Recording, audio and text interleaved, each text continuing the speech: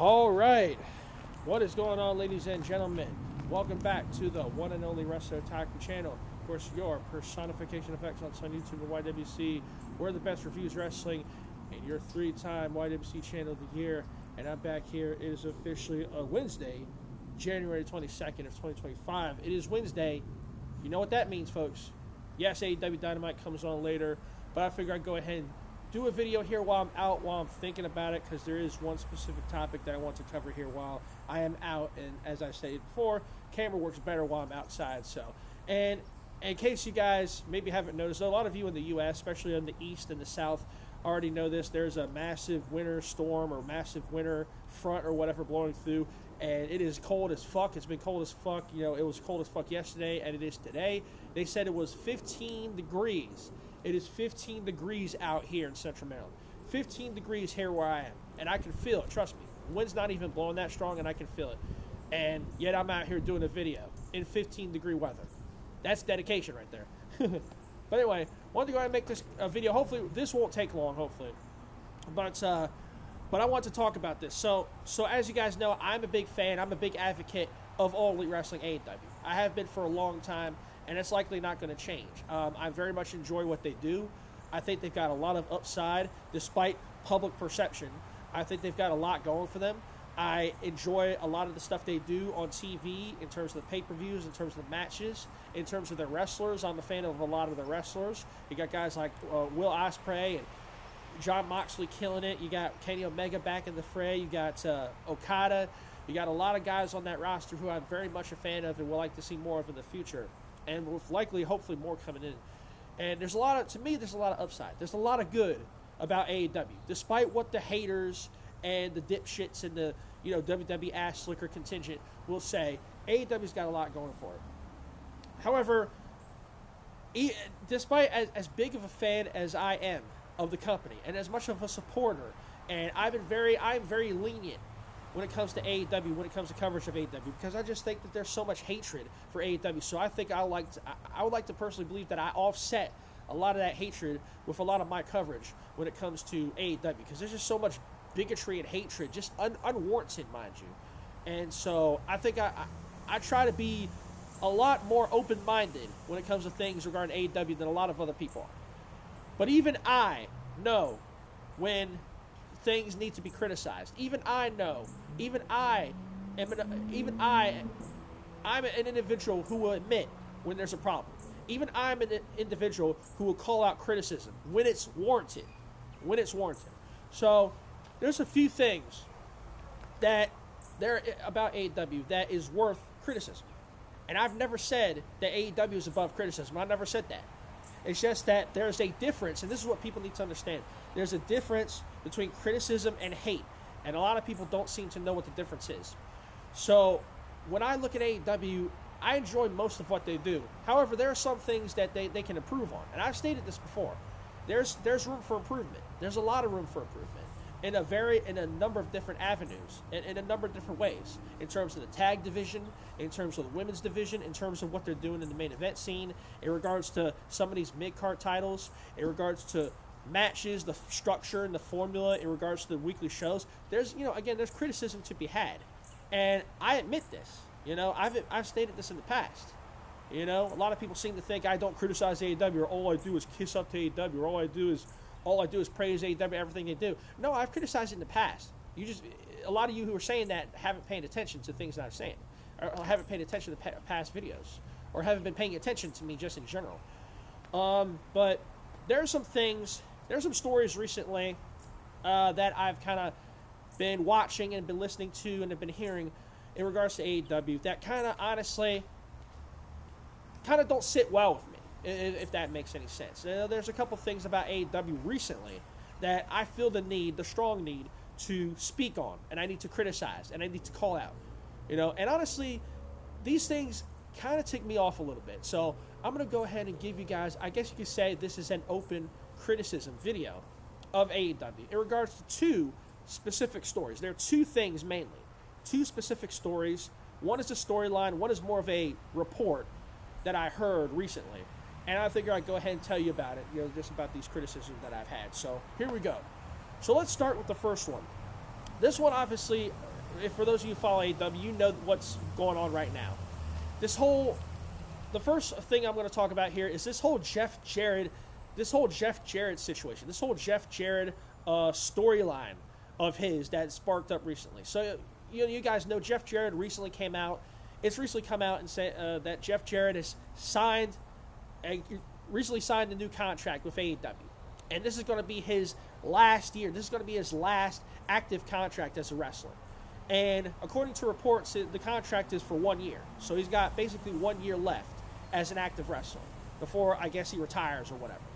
And so they've been basically pushing this storyline on TV where Jeff Jarrett is coming out and cutting promos, talking about his career and his history. And he talks about wanting to pursue something that, he's been wanting to pursue ever since he came here, and that is the AEW World's title.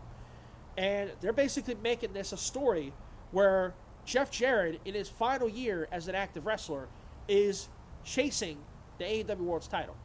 Now, you enter MJF into the mix, and now you've got a whole MJF and Jeff Jarrett feud basically in brewing here. We've seen a couple of promo battles between them the last couple of weeks, and so that's, I guess this is the next program or the next feud or next storyline is going to be MJF and Jeff Jarrett, as Jeff Jarrett has his last year as an active wrestler. But what I want to talk about here is the fact that Jeff freaking Jarrett, in 2025, potentially challenging for AEW World's Championship. First off, in my opinion, do I think that Jeff Jarrett should be challenging for AEW? Do I think that Jeff Jarrett should even be in line to challenge for the AEW World's title? Absolutely fucking not. Absolutely not. No way. No way in hell do I want to see that. And I'm pretty sure nobody else in their right mind wants to see it. And he can bring up all these previous titles. He can bring up the fact that he won world titles in other promotions like TNA and WCW and all that. And that's all well and good. But I do not want to see Jeff fucking Jarrett in the world title picture. I don't want to see it. I don't want to see it. At all. And I'm sure a number of other people watching AEW don't want to see that shit either. Okay, we don't need to see it. There are so many other talents who deserve that role more than freaking Jeff Jarrett does in 2025. In 2025, how old is Jeff Jarrett? He's got to be like, what, 50s or pushing 50. I don't know how far. He's up there. He's definitely up there. You see it. But we do not need fucking 40, 50-plus-year-old Jeff Jarrett challenging for AEW World title. I don't care if it's a storyline. I don't care if it's a push of storyline. I don't care if it's his last year. No. Absolutely not. I do not want to see Jeff Jarrett challenging for the AEW World title. I don't even want it being mentioned. I don't even want it being hinted at or referenced on TV that Jeff Jarrett is challenging for the world's title. No. No. There are other talents who deserve that role better. There are other talents who deserve that title opportunity and that shine, and that spotlight in the main event outside of Jeff freaking Jarrett. Hell, Jeff Jarrett doesn't need to be in contention for any title, period, on AEW. I don't care if it's the freaking TNT title. I don't care if it's the freaking FTW title that they recently defunct, that they took off TV. Jeff Jarrett does not need to be pursuing a title, period, much less the world's title. So no TK, absolutely not. Hard pass. Don't want to see that. And I'm sure a lot of other people don't want to see it either. So that's my big gripe with that. It's like, you have so many talents. You have so many guys on that roster. You got Hangman Page. You got Kenny Omega just came back. You got Will Ospreay, Kazuchika Okada. You got Powerhouse Hobbs. Roderick Strong, Adam Cole. All these talents. And that's just a handful of them. The list goes on and on. There's so many talents who you could have be in that role and pursue that title in this situation. There's so many guys who I think would fit in the world title picture. Guys who haven't won the title before. Why does it need to be Jeff freaking Jarrett? Just because it's his last year? That makes no damn sense. It's the same thing. It's the same thing in WWE with John Cena. All this talk and all this stuff about it being John Cena's final year and he's on this retirement tour and they're talking about putting the world title on Cena. Fuck that too. I don't want to see that bullshit either. I don't want to see that either. Okay? All these people, a bunch of people on freaking here online and on social media and on YouTube are actually thinking that's a good idea. If you think that that's a good idea to have John Cena in 2025 win a fucking world's title. You are fucking mental. You need to kiss my ass, quite frankly. Fuck John Cena and fuck his world title shot. Or any discussion of him being a possibly world champion in 2025. Oh, chasing 17. Fuck your 17. Fuck him winning 17 world titles, man. Fuck that shit. Fuck that shit, and fuck Jeff Jarrett possibly being world champion at this point, man. Don't want to see it. I don't want to see either of those things. I don't want to see either of those things, folks. Okay? That's a hard pass. That's a no. That's a fuck you to John Cena being champion. And that's a hard pass and a no and a fuck you to Jeff Jarrett possibly challenging for the world's title, AEW's world's title, but to be an AEW world champion. No. Don't want to see it. Absolutely not. No, TK. Don't do that shit. If you're even considering it, you need to pull the plug on that right now. I'm not even joking. I'm not even joking. So that's my main gripe with that. So that's the first one. The second story that I want to talk about here that I have a criticism of that I need to speak on is a report that I heard, I want to say about 2 weeks ago. 2 weeks ago. This was reported courtesy of, I believe, Wrestling Inc. I believe a couple sites reported on this. And as soon as I saw this, I was like, are these people fucking kidding me? Is AEW fucking kidding me? So the report was that AEW was interested in bringing in somebody. I think at the time they were teasing like a tag match with it was a tag match with rated FTR, that being Adam Copeland or Cope, and FTR, of course, Dax Harwood and Cash Wheeler, and they were saying that basically, because rated FTR is feuding with the Death Riders, because Cope is feuding with Jon Moxley. They're teasing that program. They were teasing that they wanted to try and bring somebody in to be their fourth man to combat the Death Riders.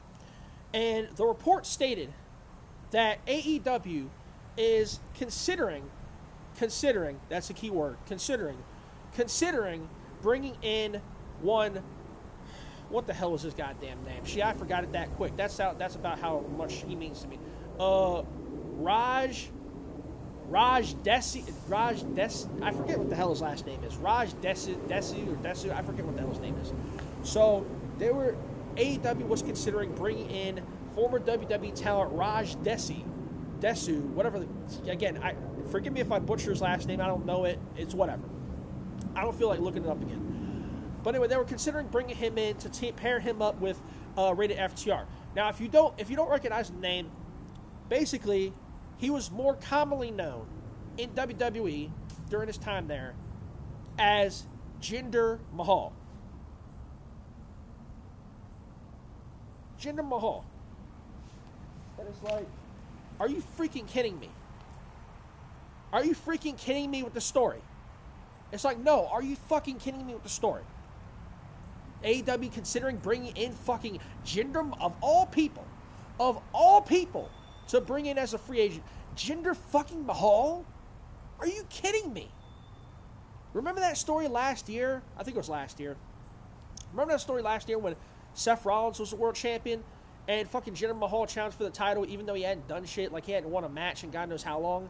And, that whole thing of somebody, I think it was USA's Twitter page or whatever, X page, whatever, saying something about cage match and blah, blah, blah. And then Tony Khan basically went off on him. And then everybody got all fucking up in their feelings about it. And they started rooting for Jinder Mahal and shit. And people saying, do the Jinder and all that bullshit. And then they fucking wrestled the match and Seth Rollins got hurt afterwards. It's like, the guy's a fucking liability on the show. The guy's a liability as a wrestler. And if they are, again, you have to take stories like this with a grain of salt. Because, reports out there, you have false reports, you have fake reports, you have speculation and not actual fact. So you have to take it with a grain of salt. But if AEW and Tony Khan are seriously considering bringing Jinder fucking Mahal onto their fucking show in their company in any form or capacity, I seriously am going to lose my fucking mind. Because that is a lot. First off, stop fucking plucking.